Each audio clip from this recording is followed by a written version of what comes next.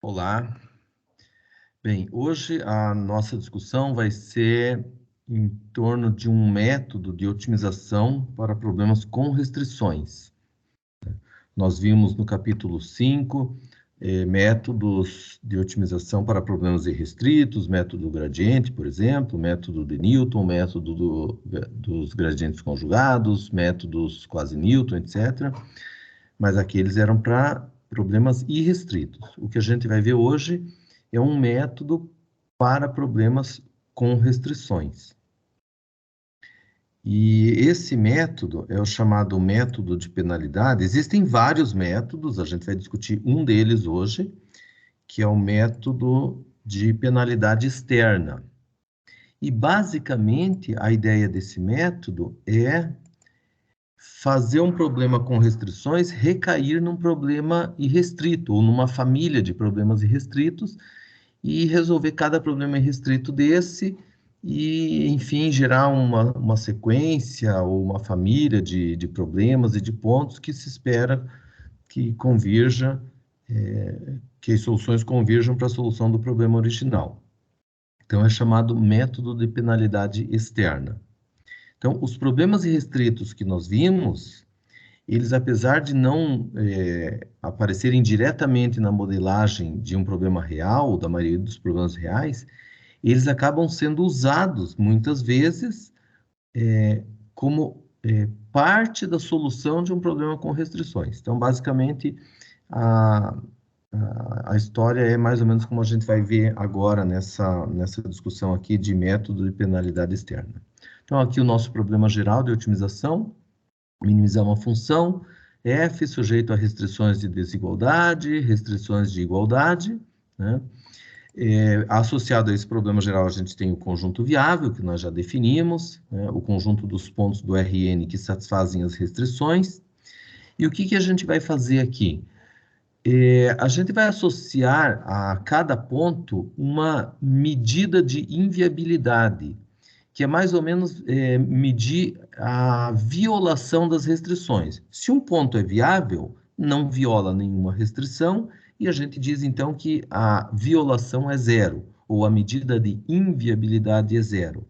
Mas se um certo ponto do Rn viola uma das restrições, esse ponto é inviável, e o que a gente pode fazer é, de certo modo, medir o grau dessa inviabilidade. E isso vai ser usado para o método de penalidade, que é justamente uma penalização da inviabilidade, tá? Com o objetivo de que quanto mais penalizar a inviabilidade, mais você vai se aproximar do conjunto viável. Essa que é a ideia, que vai ser a ideia do método. Então, a gente vai discutir aqui um pouquinho algumas medidas de inviabilidade. Então, por exemplo, para as desigualdades, uma medida clássica de inviabilidade é o que a gente chama de função máximo. Se a restrição de desigualdade é do tipo GI de x menor ou igual a zero, nós vamos associar aqui o GI mais de x como o máximo entre zero e GI de x. O que significa? Que quando o ponto x é viável, GI de x é menor ou igual a zero. Então, esse máximo aqui é zero.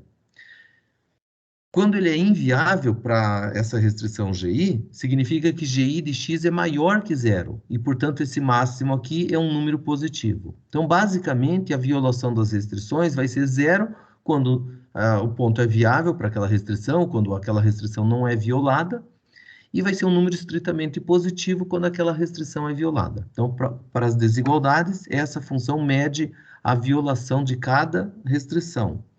E para as igualdades, é o valor absoluto da função. Então, por exemplo, uma função hj de x. Se é zero, o ponto é viável em relação a essa restrição, e esse valor absoluto é zero. Se hj de x é diferente de zero, seja positivo ou negativo, ele violou aquela restrição. Então, o valor absoluto é um número positivo que, de certo modo, está medindo essa violação. E compondo agora tudo isso daqui, a gente vai ter o que a gente chama de medida de inviabilidade. Então, por exemplo, vou chamar aqui de φ de Rn em R, uma função que a cada x associa justamente a uma medida de inviabilidade, que é basicamente pegar a norma do vetor do Rm mais P, né, porque tem M mais P componentes aqui, que tem como componentes as GI+, e módulo de HJ. Tá? Então, se a gente calcular essa norma aqui, vai dar um número maior ou igual a zero. Vai ser zero somente quando cada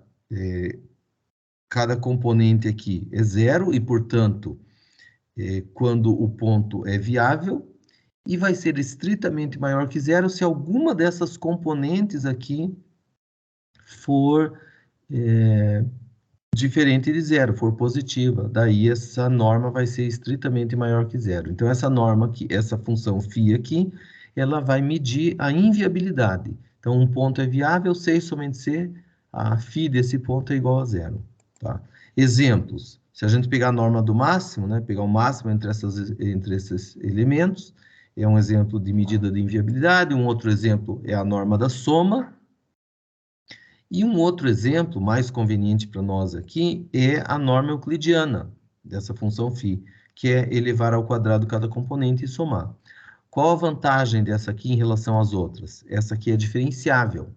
As outras, que envolvem norma do máximo e norma da soma, nós sabemos que isso dá uma coisa não diferenciável. Então, eu vou trabalhar aqui com essa que é diferenciável porque ela, enfim, com ela a gente pode usar os métodos que a gente aprendeu aqui para otimização diferenciável. Né? Essa aqui, por exemplo, que envolve a norma da soma, ou essa aqui que envolve a norma do máximo, qualquer uma das duas, essa função g+ aqui não é diferenciável, né? A módulo de H também não é diferenciável. Então, aí pode dar algum problema se o teu algoritmo que for aplicado não for um algoritmo para funções não diferenciáveis. Pois bem, e agora o método em si, né? O método. Para definir o método, a gente vai falar no problema penalizado. O que é o problema penalizado? É você tirar as restrições e colocar, de certo modo, junto na função objetivo. Então, a função objetivo original f, eu vou acrescentar um escalar positivo c vezes a medida de inviabilidade φ. Então, qual vai ser a ideia? A gente vai minimizar isso aqui, onde agora a gente vai deixar a variável x livre, mas, de certo modo, ela está livre, mas ela vai ser pressionada a ir para o conjunto viável. Por quê? Porque se a medida de inviabilidade não é zero, e essa constante C aqui for um valor grande, essa penalização aqui da inviabilidade, ou seja, esse termo aqui vai ficar grande. E, portanto, você não vai estar minimizando essa função. Então, ao tentar minimizar essa função aqui com C, um valor grande, isso vai forçar a viabilidade do ponto. Mesmo que aqui você não exija nenhuma restrição no ponto, o fato de ter esse termo aqui, que é o termo penalizado, né, a penalização da violação das restrições, vai forçar o ponto a ficar viável à medida que esse C cresce. Tá? Então, esse C a gente chama de parâmetro de penalidade, e a ideia é fazer esse parâmetro ficar arbitrariamente grande, tá? Na teoria, quando C tende para infinito, a gente pode provar que, sob certas hipóteses, fazendo C tender a infinito, as soluções desses problemas penalizados convergem para a solução do problema original, que tem as restrições, tá? Então, agora vamos ver um exemplo para fechar essa discussão. Então, por exemplo, minimizar uma função, essa função aqui é a função objetivo, x1 ao quadrado mais x2 ao quadrado, sujeito a essa restrição linear aqui. Tá? Essa restrição aqui, claro que na hora de montar a função g, a gente vai escrever 1 menos 2x1 menos x2 menor ou igual a zero. Então, a g vai ser definida a partir de uma desigualdade menor ou igual a zero. Mas aqui, para visualizar, é melhor escrever desse jeito, que são todos os pontos acima de uma determinada reta. Tá? Então, aqui ó, a gente tem um conjunto viável, a reta 2x1 mais x2 igual a 1 é essa reta aqui. O que está acima dessa reta é o que satisfaz essa restrição aqui. Então, é uma restrição de desigualdade. Aqui está o conjunto viável de todos os pares do R2 que satisfazem essa desigualdade. E as curvas de nível da função objetivo são circunferências centradas aqui, ó, na origem, tá? Aqui tem uma curva de nível, né, num certo nível, e à medida que o nível vai diminuindo, a gente vai diminuindo o raio da circunferência. Aqui um nível menor, aqui um nível menor ainda.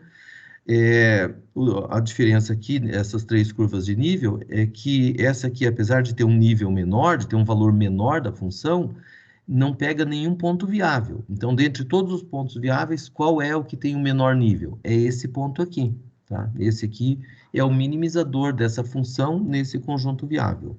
Tem pontos com valores menores? Tem esses aqui, a própria origem é o que tem o menor valor em relação a todo o R2, mas é um ponto que não é viável. Então, dentre os pontos viáveis, esse ponto é o que tem o menor valor, tá? A gente pode encontrar, usando as condições de KKT, a gente pode encontrar esse ponto aqui diretamente, nós vamos fazer isso já já, mas a ideia é ver como que o método de penalidade se aplica e funciona nesse exemplo aqui, tá? Então, esse exemplo, nós podemos resolver de forma direta, simples, pelas condições de KKT, né, que aqui é a condição do gradiente, né, o gradiente da função objetivo, mais um multiplicador vezes o gradiente da restrição. Lembra que a restrição é 1 menos 2x1 menos x2, menor ou igual a zero, né? Então, está aqui o gradiente. A condição de viabilidade do ponto, a condição de complementaridade e a positividade das variáveis duais, né, dos multiplicadores de Lagrange associado à desigualdade. Então, aqui são as condições de KKT. Para resolver isso aqui, a gente pode notar primeiro que daqui a gente tira que 2x1 menos 2μ é igual a zero, e, portanto, x1 igual a μ. Daqui a gente tira que 2x2 menos μ igual a zero, e, portanto, 2x2 igual a μ. Tá? Então, dessa primeira relação, a gente tira isso. A gente também pode concluir que μ não pode ser nulo, por quê? Se μ fosse igual a zero, o x1 seria zero, x2 seria zero, mas daí, vindo aqui nessa restrição, daria uma desigualdade falsa. Então, o μ não pode ser zero. Como o μ não pode ser zero, essa complementaridade aqui garante que 1 menos 2x1 menos x2 tem que ser igual a zero. Ou seja, essa relação vale. Agora, jogando isso aqui, ó, aqui a gente chega em x1 igual a 2 quintos e x2 igual a 1 quinto. Então, essa é a solução que naquela figura lá, vamos voltar na figura, tá aqui, ó, essa é a solução. X1 igual a 2 quintos e x1 igual a 2 quintos e x2 igual a 1 quinto. Agora a gente vai discutir o método. Apesar de a gente já ter encontrado a solução diretamente, sem nenhum algoritmo, sem nenhum procedimento iterativo, a gente vai ver aquele método, como que ele funcionaria para esse exemplo.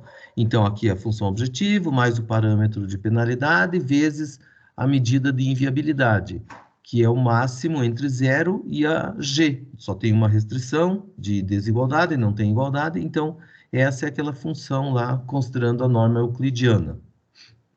Tá? Então, essa aqui é a função penalizada e esse aqui é o problema penalizado, que é um problema irrestrito, porque a gente agregou na função objetivo uma penalização das restrições, da violação das restrições. E a variável x agora está livre no R2. Tá? Então, esse aqui é o nosso problema penalizado. Então, a gente vai resolver esse problema para um certo C, aí aumenta o valor de C, resolve o problema, aumenta o valor de C, resolve o problema, e essas soluções desses problemas, à medida que o C vai aumentando, a ideia é que essas soluções vão se aproximar da solução do problema original. Tá? Então, aqui, vamos chamar de P, a função objetivo desse problema irrestrito aqui, que é isso aqui. Para minimizar essa função, a gente vai fazer gradiente igual a zero. É possível a gente constatar que essa função aqui é uma função convexa e, portanto, o gradiente igual a zero vai dar o minimizador global dessa função. Tá? Então, o gradiente é isso aqui. O gradiente dessa parte fica 2 vezes C, vezes essa expressão, vezes o gradiente dessa função aqui. Tá? Então, esse é um exercício lá do capítulo 1, né, que a função máxima ao quadrado é derivável, diferenciável, e o gradiente dela é 2 vezes ela, vezes o gradiente da função que eu estou maximizando com zero aqui. Então, agora, a gente vai ter que resolver isso aqui, né? Achar x1 e x2 que satisfazem esse gradiente aqui igual a zero, porque agora a gente está com um problema irrestrito, tá? Então, gradiente igual a zero é equivalente a dizer que x1 é igual a c vezes esse máximo vezes menos 2. Não, que a soma é zero e, portanto, x1 é igual a isso aqui, e que 2x2 mais 2c vezes esse máximo vezes menos 1 igual a zero, ou seja, que x2 igual a essa expressão aqui. Bem, como é que a gente vai resolver isso aqui? Vamos fazer uma análise que é a seguinte. Nós vamos provar que essa expressão aqui é estritamente positiva, por redução ao absurdo. Suponha que essa expressão aqui seja menor ou igual a zero. Bem, se ela é menor ou igual a zero, esse máximo vai ser zero. E, portanto, o x1 vai ser zero e o x2 vai ser zero. Mas se o x1 é zero e o x2 é zero, vindo aqui, dá uma desigualdade falsa. Então, essa expressão aqui não pode ser menor ou igual a zero, tá? Então, essa expressão aqui é maior que zero, portanto, o máximo entre zero e ela é ela própria. Substituindo, então, fica isso aqui. E agora, resolvendo esse sistema aqui, né? É um sisteminha em duas variáveis, x1 e x2, linear, né? Eu tenho um parâmetro c aqui. Quando você resolve esse sisteminha de duas variáveis e duas restrições, né? Sisteminha linear nas variáveis x1 e x2, você obtém x1 igual a 2c sobre 1 mais 5c e x2 igual a c sobre 1 mais 5c. E essa é a solução para um determinado c. E daí agora, você fazendo esse c tender para infinito, o que vai acontecer com isso daqui? Esse aqui vai convergir para 2/5 e esse aqui vai convergir para 1/5. Exatamente a solução do nosso problema original, tá? Aqui a gente vai ver uma ilustração dessas soluções. Então, aqui, por exemplo, a gente tem, para c igual a esse valor 0,1, aqui está a solução. Veja que como c é muito pequeno, isso aqui quase não está influenciando na função objetivo. Então, o minimizador dela é muito próximo, ou é próximo do minimizador da função f, que é a origem, né? O minimizador da função f irrestrito é a origem dessa função aqui. E esse ponto está perto. Tá? Agora, conforme o C vai aumentando, essa violação das restrições vai tendo mais efeito, e daí o minimizador irrestrito disso daqui vai fazer com que esse minimizador se aproxime mais do conjunto viável, porque isso aqui é a violação das restrições. Se você está com um ponto inviável, se você tem a violação das restrições e põe um C grande, esse termo fica grande. Então, para minimizar essa expressão, ele vai forçar o ponto a se aproximar do conjunto viável. Então, vamos aumentar o C e ver que a solução do novo problema vai se aproximar um pouco mais do conjunto viável. Está aqui, ó. C igual a meio, a solução está aqui. Agora vamos aumentar um pouquinho mais o C. C igual a 1, a solução veio para cá, ó, se aproximou. Agora C igual a 5. C igual a 5, a solução está mais perto aqui. E um último valor de C para esse exemplo, C igual a 10, a solução ficou bem pertinho da solução ali. E, algebricamente, a gente já tinha visto pela solução desse problema em termos de C, que conforme o C vai para infinito, essa solução tende realmente para o x estrela. Tá? Então, essa é a ideia dos métodos de penalidade.